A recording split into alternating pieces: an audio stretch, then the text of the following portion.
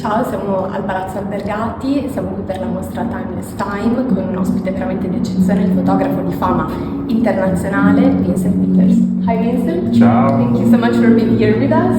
Thank you for having me. I have a couple of questions for you. Yes. Okay, so first of all, oftentimes taking a photograph is like a hunt for this whole, the true essence of your subject. So what do you see and what do you seek for your lens?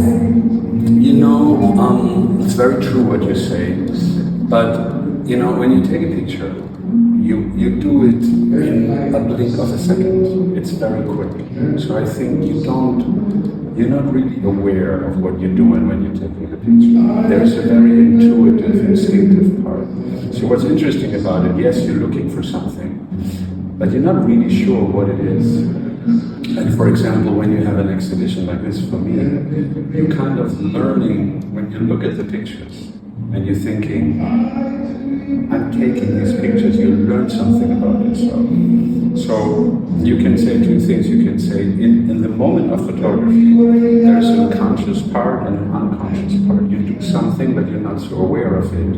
And what you're not aware of, you understand when you look at the picture. Does that make sense? Absolutely. By looking at a photograph, you reveal something about yourself because you say, I like that, I took that. Like when you look at your husband or when you look at your apartment, you said, I like this. You know, there's a process, and you understand yourself when you're confronting yourself with your choices. A picture is a choice. You know, it has to be like this or like this. But when you're choosing it, you're not so aware of it because it's too quick. So photography is a very interesting, very self-revealing process. You cannot really plan it. Yeah. A couple of days ago, I was in Paris in a cafe, and the guy was just taking, you know, I just saw the finger going like this, like this, like this. And I was like, how many pictures are you taking of your wife, you know?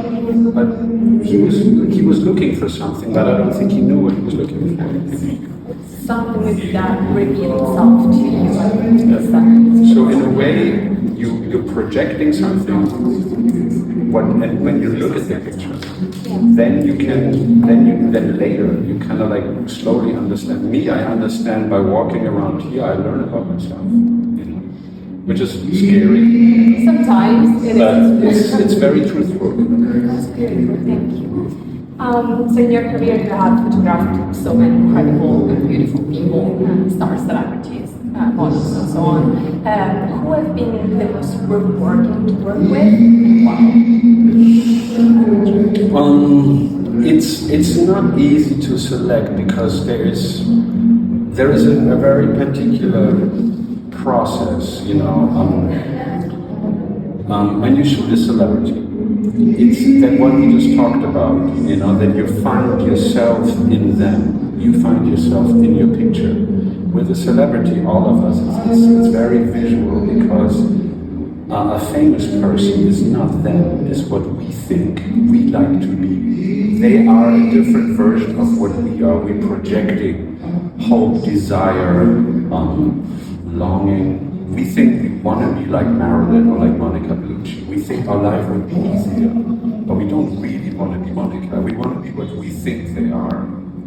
Celebrities, in the best way, only exist in photographs, you know, because they're just some of our imagination. So when you do that, you work with them, and these people, they're famous because they have the capacity to, like a sponge, they take on all your desire, and they can carry it as an interest. Does it make sense? Yeah, absolutely. You know, in a movie, if you have a movie with Monica, she is the factor that you follow through the story. But the movie is about the story, otherwise it wouldn't be a biography. And when you have a picture, it's the same thing. I'm telling the story through them, but it's my story. But they're able to keep your interests. You know, you follow my story because you like Monica or Miles Teller. You know, and they say, oh, I'm interested in them. And like this, I guide you into the story. They're kind of like adored with you. Yeah, I mean, look, that's what Alfred Hitchcock is doing. He's using Grace Kelly because he knows we like to look at her, but he's using her to tell a story where she is guiding your curiosity. You know? So I do the same thing with my kids. And it's true when you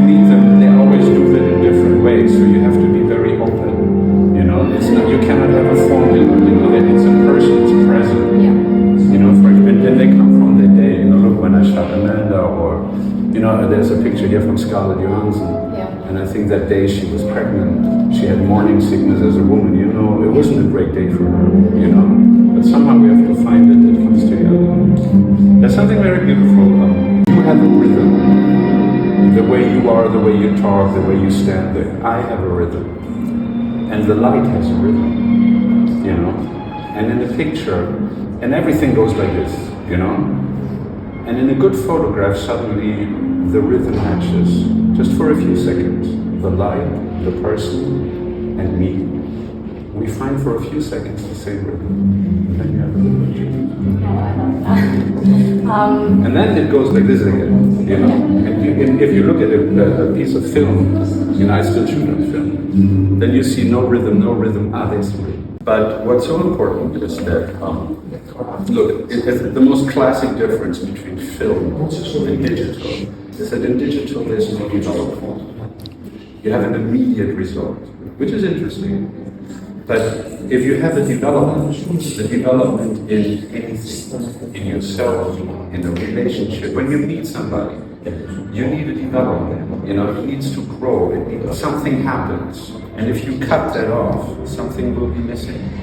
So for me, for example, when I, you know, look, these pictures I take that I took in Italy, that I took in the south of France. When I take it, I don't see it, you know. Then my assistant takes the films to a lab, then they send it to me. Sometimes it takes a week. And I tell you, that week I don't speak, you know, because I think I did everything wrong. I think it was a disaster. And then when I get the pictures back, it's different than what I thought it is. But it's there. It has its own life, you know. And it develops into something else. You know, like when you meet a person in a cafe, let's say you meet a man, you just have to let it happen. You know, you say something. You cannot say, oh, I want to talk with him about this, and he has to be like this. No, he's a part of it. And that exchange, you don't know how the conversation is going to end when you meet somebody. And it's the same thing with the picture. You have to let go. And in film, you have to let go. Whatever is on film will not be what you're expected to be. But it takes on its own life. You know? Acceptance of what comes out. It has... Yeah, you're not controlling it. And you have to be open to what comes back to you. And you know, we photographers, we always try to control everything, you know, but it's the wrong way. You just have to let go. And then just like this conversation, you have to let go. And then later on, you think, oh, there was something interesting that happened. You say something, I say something. And it's the same with the picture, it's just a conversation. Did you have this awareness even when you started? No, I don't think so. I think you really, you know, I really love the craft. I really love photography. I've never done anything else. I'm a photographer since I'm 10, you know. So everything I do, I see through the eyes of a photographer.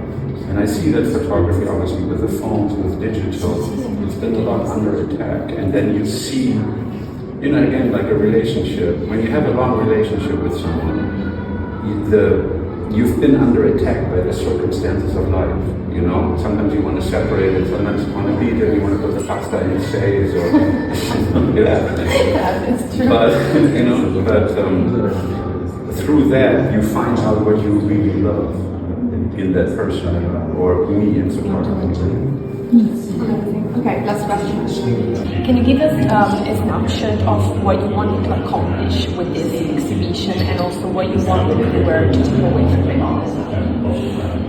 You know what? That's very much related to the last answer you do. You cannot teach somebody what is supposed to be in his heart. You cannot teach somebody what you want to say. Art is a big word, but the process of communication is that it's a bridge. You can, look, let's say you tell me, look, you have to go in Bologna, in this restaurant, and you have to eat the bolognese, and you have to have the wine, and just do it. It's the best experience you ever had. And you can send me to that restaurant, and I've ordered the burger, but I will not feel what you feel. Maybe I feel weird because it's too much for me, and you know, but I'm going to feel something.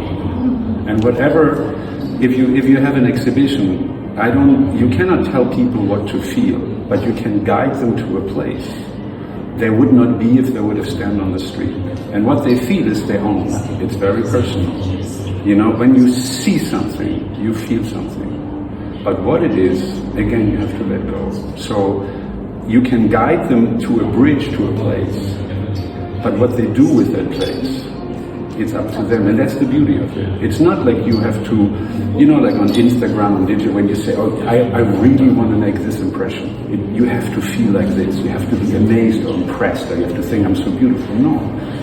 Just feel something, you know, and then you got something that you would have not had if you would have not come to the exhibition, if you would have not come to this picture, you know. So it's more about suggesting something. Say, come here and see what you feel.